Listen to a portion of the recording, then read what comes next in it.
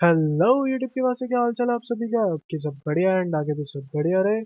सो ये है हमारी थर्ड वीडियो एंड आज की इस वीडियो में हम करने वाले हैं heading tags, paragraph tag, line break and text formatting. और ये सब चीज़ें मैं यहाँ पे वीएस कोड में करके दिखाने वाला हूँ। एंड ये है हमारा जो हमने कल यूज़ किया था, बॉयलर प्लेट जो बनाया था। एंड इसमें मैंने आपको बताया था कि ये सारे टैग्स क्या है, क्यों काम आते हैं, ये क्यों यूज़ किया जाता है इन्हें। एंड अगर आपने वो वीडियो नहीं देखा तो वो जाके देख लेना इसी प्लेलिस्ट में। सो आज के टॉपिक पे आगे बढ़ते हैं। सबसे पहले हेडिंग टैग्स। हेडिंग टैग्स क्या होते हैं, क्यों यूज़ किए जाते हैं, ठीक है। तो यहाँ पे लाइक ऑलरेडी सजेशन आ रहा था मुझे, मैं टैब प्रेस करके वो सजेशन ले सकता था।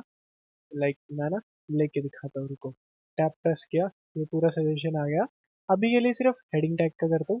पैराग्राफ पे भी चलेंगे, पहले हेडिंग टैग देख लो कि कैसे काम करता है।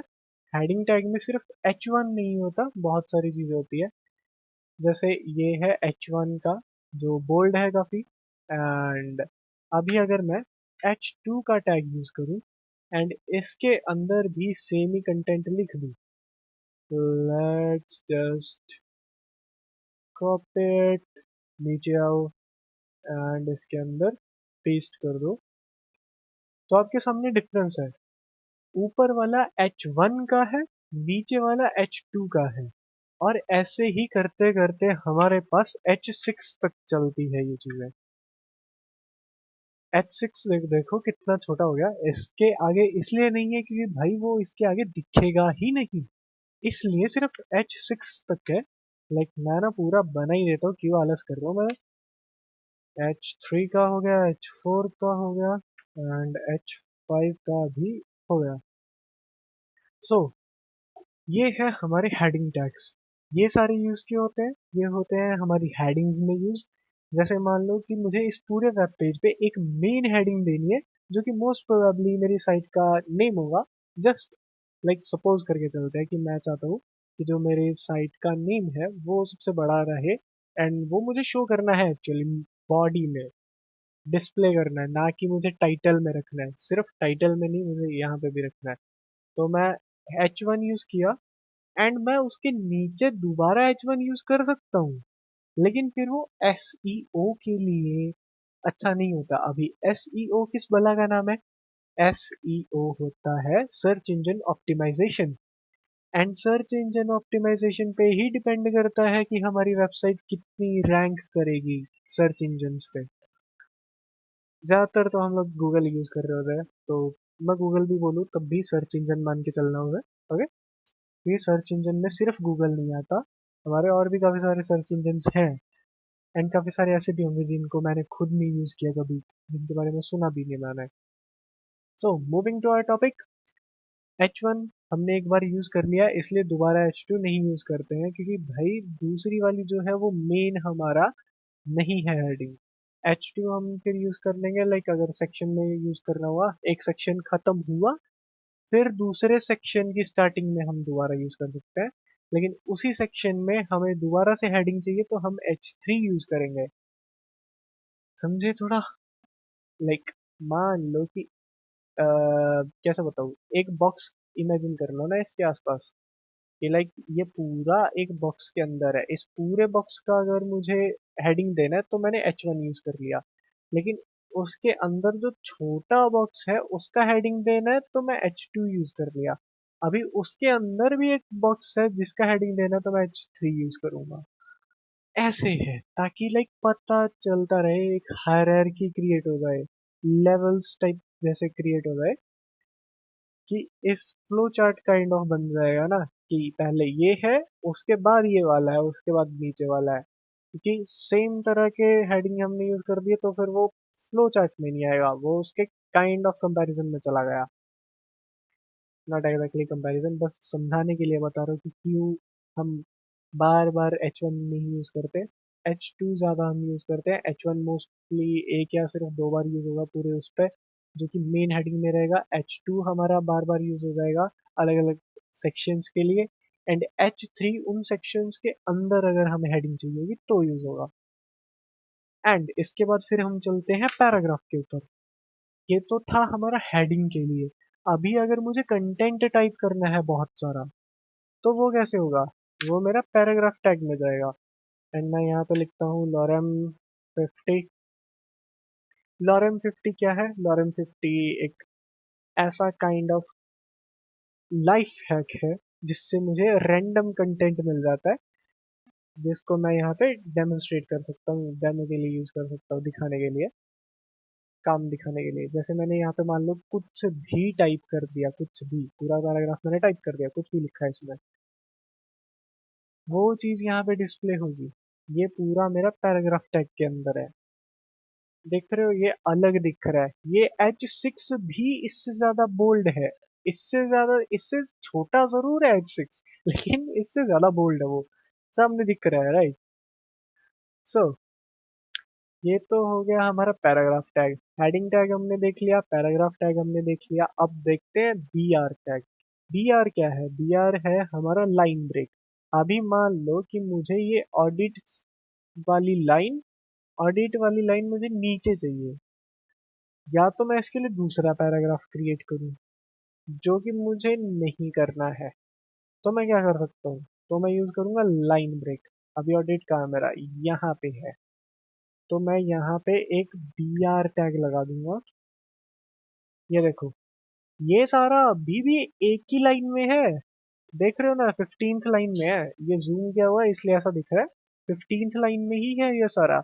लेकिन यहाँ पे नेक्स्ट लाइन में आ गया वो बी आर टैग के कारण। एंड बी आर टैग जो है, इसे मैंने क्लोज भी नहीं किया। मैंने फर्स्ट वीडियो में ही बोला था कि कुछ टैग्स ऐसे भी हैं जिनको क्लोज करने की जरूरत नहीं पड़ती। ये है उसका पहला example, B R tag. B R tag use किया नेक्स्ट लाइन के लिए। लाइक अगर कंटेंट मुझे नेक्स्ट लाइन में चाहिए तो मैं बी आर टैग यूज करूंगा, जो कि मैंने यहाँ पे किया। एंड इसके बाद नॉर्मल हमारे यहाँ पे आते हैं टैग्स, जो कि टेक्स्ट फॉर्मेटिंग के लिए यूज किए जाते हैं HTML में। जैसे कि अगर मुझे बोल्ड लेटर्स चाहिए तो मैं क्या करूँगा? मैं फिर बोल्ड टैग यूज करूंगा। इसके अंदर मैं कुछ भी लिखूंगा वो बोल्ड में रहेगा। लाइक यहाँ पे नजर रखना, यहाँ पे राइट साइड पे दिखा रहा हूँ मैं, राइट साइड पे नजर रखना, ठीक है? यहाँ पे दिखता रहेगा। बोल्ड के अंदर जो मैंने दिया वो बोल्ड हो गया। अभी मैं अगर इटैलिक, एंड ये वाले सारे क्लोज होंगे, ये चीज का ध्यान रखना, ये सब क्लोज होगा। ये सब क्लोज हो रहा है, ठीक है? बोल्ड मैंने दिया तो बोल्ड हो गया, इटैलिक का आई दिया तो इटैलिक हो गया। एंड ऐसे ही अंडरलाइन के लिए मैं यू दूंगा तो वो अंडरलाइन हो जाएगा। रेंडम लिखा कुछ भी, ये देखो ये पूरा अंडरलाइन हो गया है। अभी बोल्ड इटैलिक अंडरलाइन ये तो है ही है। इसके साथ ही हमारे पास कुछ और भी है, जैसे लाइक ये बहुत सारे, मेनली तो बोल्ड इटैलिक अंडरलाइन ये यूज होते हैं। लेकिन कुछ है टैग्स जो हम यूज कर सकते हैं, जैसे ये स्मॉल टैग करके है एक। इसके अंदर मैं कुछ भी टाइप करूंगा, उसका साइज देखो बाकियों के कंपैरिजन में छोटा है। ये है स्मॉल का कमाल, ठीक है? अरे भाई enter, sorry, sorry, my bad. हाँ, तो ये था एंटर का। अभी अगर मैं मार्क यूज करूँ, मार्क नेम से भी एक टैग है। इसके अंदर मैं कुछ भी लिखा तो आपके सामने है, वो एक हाईलाइट काइंड ऑफ हो चुका है। ये मार्क के साथ किया है। और अगर मैं, अरे भाई मैं फिर से क्यों एंटर कर दे रहा हूँ? ऐसे गलती से एंटर कर दे रहा हूँ मैं। ऐसे ही हमारे पास स्ट्रॉन्ग नेम से भी एक टैग होता है। स्ट्रॉन्ग के अंदर मैं कुछ भी लिखूंगा तो वो बोल्ड है काइंड ऑफ, लेकिन बोल्ड से अलग है। लाइक इस पे फोकस किया जाएगा लेकिन ये बोल्ड नहीं है। बोल्ड एंड स्ट्रॉन्ग काफी ज्यादा सिमिलर है, लेकिन नहीं है भाई सिमिलर। लाइक आपके सामने ही है, दिख रहा है। बोल्ड है वो, सेम साइज है उसका। लेकिन जो स्ट्रॉन्ग है इस पे आपकी नजर जल्दी बढ़ेगी। एंड एक और हमारे पास है टैग ई एम करके। ई एम के अंदर हम कुछ भी लिख रहे हैं तो वो हमारे पास ऐसे शो हो रहा है। ये देखो, काइंड ऑफ इटैलिक की तरह है ये जो शो हो रहा है। इसीलिए एम स्ट्रॉन्ग इन दोनों का उतना यूज नहीं होता, क्योंकि काइंड ऑफ सिमिलर ही हो जाते हैं। स्ट्रॉन्ग जो है इसका काम बोल्ड से हो जाएगा इजीली। इतना बड़ा मैं स्ट्रॉन्ग टाइप करूंगा, सिर्फ बी प्रेस किया मैंने, मेरा पूरा टैग बन गया। EM टाइप करूंगा, उसकी जगह मैंने सिर्फ आई टाइप किया, मेरा टैग बन गया।